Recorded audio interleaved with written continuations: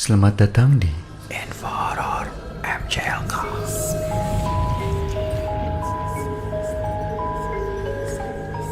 Episode pertama.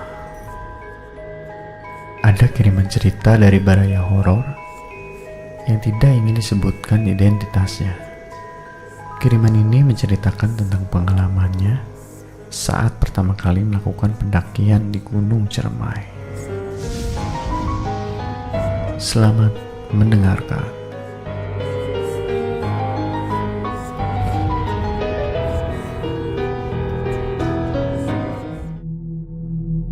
Kejadian ini aku alami sekitar tahun 2014 lalu. Saat itu, aku masih berada di bangku sekolah kelas 2 SMA. Ciremai, gunung berapi kerucut yang secara administratif termasuk dalam wilayah 2 kabupaten, yakni Kabupaten Kuningan dan Kabupaten Majalengka. Ketinggian Gunung Ciremai mencapai 3078 meter di atas permukaan laut. Gunung ini merupakan gunung tertinggi di Jawa Barat. Teman-temanku yang notabene termasuk para pecinta alam, mereka merencanakan sebuah pendakian ke Gunung Ciremai saat kami sedang berkumpul di sekolah. Tempat tinggalku berada di dekat kaki gunung ini, yaitu Majalengka. Namun, sebelumnya aku belum pernah mendaki ke gunung ini walaupun jaraknya dekat. Kebetulan sekali mereka mengajakku untuk ikut pergi. Rencana pun disusun dengan sangat rinci. Dari mulai hari apa kita pergi, jam berapa kita berangkat, dan peralatan apa yang harus dibawa. Akhirnya teman-teman yang akan ikut pun sudah menyetujui semua rencana kita. Ada 12 orang yang akan ikut mendaki.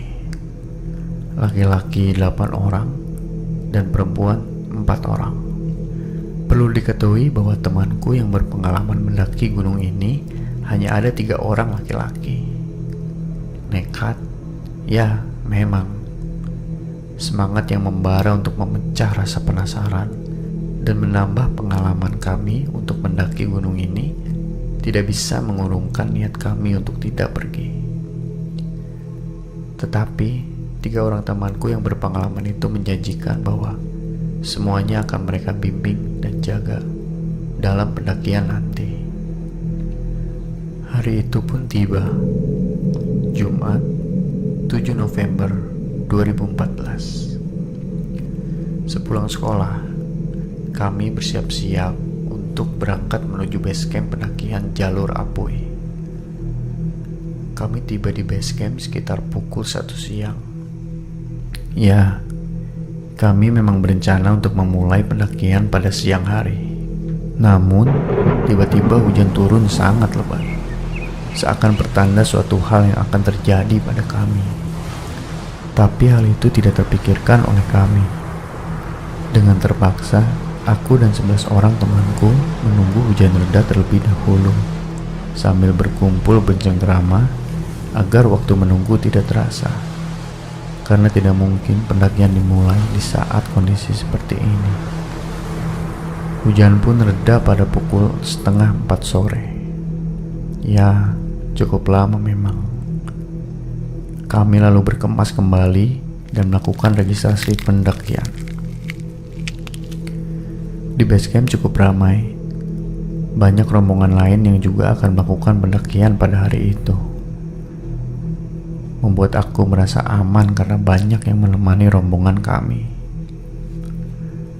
Tepat pukul 4 sore, perjalanan pun dimulai.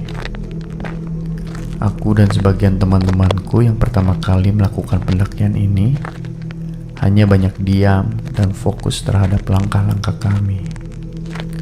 Tentunya perjalanan kami ini dikawal oleh teman-teman yang sudah berpengalaman, yang berada di posisi leader dan sweeper. Hingga akhirnya azan maghrib pun terdengar.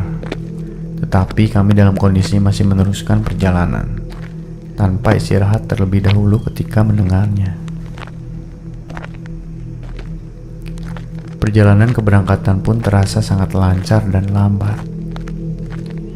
Hingga kami tiba di pos 6 atau Goa Walet pada pukul 10 malam dan mulai mendirikan tenda untuk berkemah. Pos itu memang sangat cocok untuk bermalam karena lokasinya yang luas dan saat itu ada beberapa rombongan juga yang bermalam.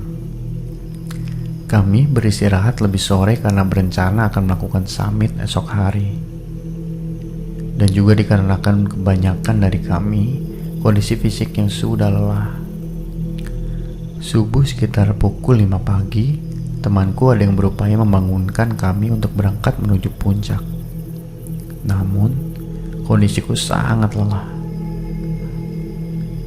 Akhirnya aku dan beberapa temanku memutuskan untuk tidak ikut berangkat. Perjalanan menuju puncak pun tetap dilakukan oleh beberapa temanku yang lain. Tak terasa, aku terbangun pada pukul 9 pagi. Bersamaan dengan rombongan pendaki puncak yang telah tiba kembali ke pos tenda kami. Semua lancar dan tidak terjadi apa-apa menurut cerita rombongan temanku itu. Akhirnya, kami berkumpul dan memasak untuk sarapan pagi itu.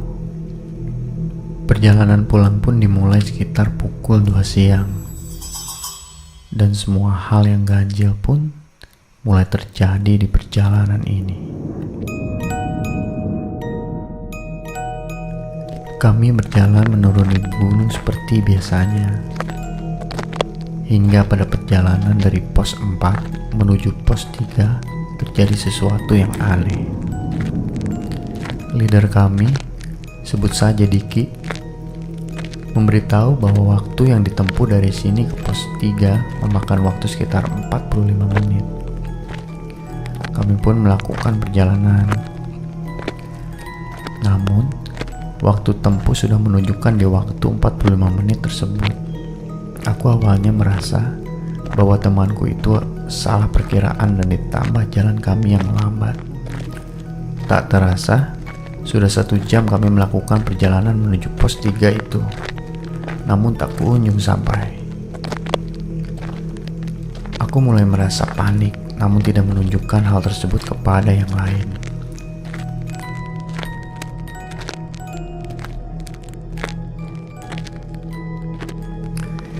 Hingga tiba-tiba temanku yang berada di posisi sweeper, sebut saja Rijal, berlari menyusul barisan menuju Diki di barisan terdepan. Rijal berkata dengan sangat pelan, memberitahu kepada Diki bahwa jalan yang mereka tempuh terasa berputar-putar di jalan yang sama. Rijal merasa seperti itu karena melihat satu pohon dengan ciri-ciri yang sama selalu mereka lewati, yaitu terdapat sebuah tali tambang dan plastik yang terikat pada pohon itu dengan posisi yang sama. Alih-alih berbisik, tetapi obrolan itu ternyata terdengar oleh temanku yang lain.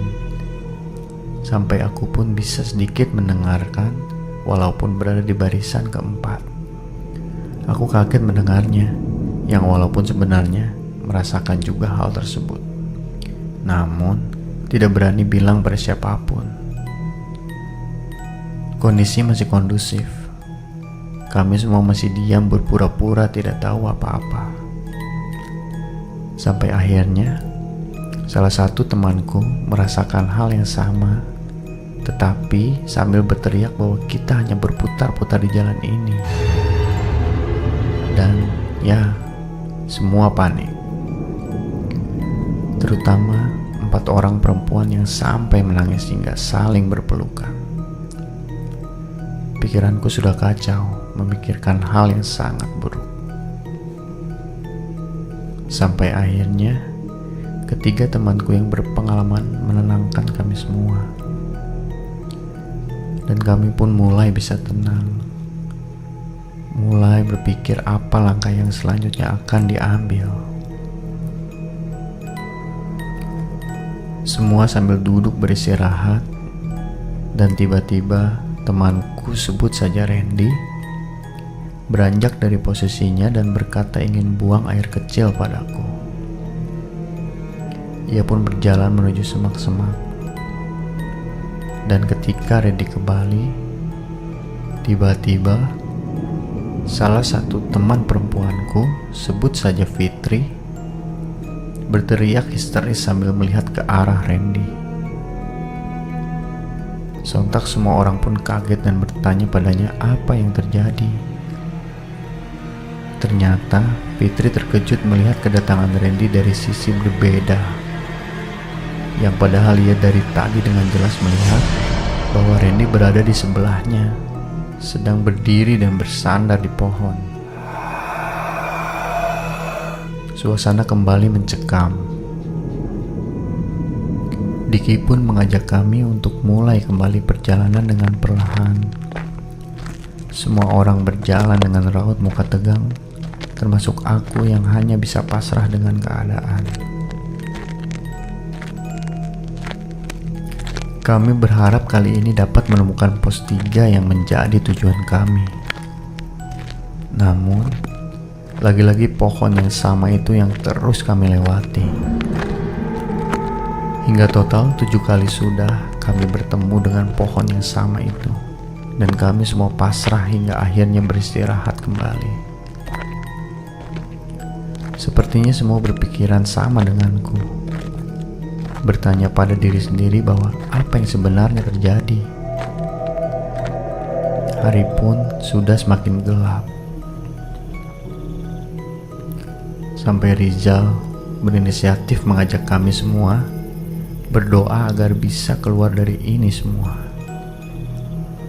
Ia pun meyakinkan kami untuk harus terus melanjutkan perjalanan. Kali ini Rizal berada di posisi terdepan yang menuntun kami. Beberapa saat kemudian, di depan kami akhirnya terlihat papan yang bertuliskan Pos 3 Tegal Masawa. Ya, akhirnya kami semua merasa lega dan sangat bersyukur bisa sampai di pos ini. Tangis haru pun pecah. Selanjutnya kami melanjutkan kembali perjalanan sampai ke base camp dengan lancar dan aman. Tak terasa waktu sudah menunjukkan pukul 9 malam. Perlu diketahui, perjalanan menuruni Gunung Ciremai pada umumnya hanya sekitar 6 jam.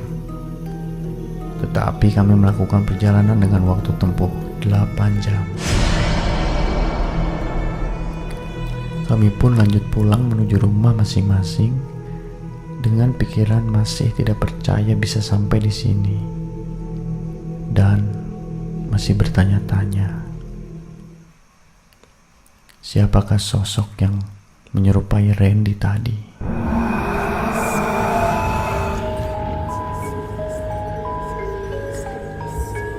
Ya, itulah salah satu pengalaman Baraya Info Horor yang banyak menyimpan misteri.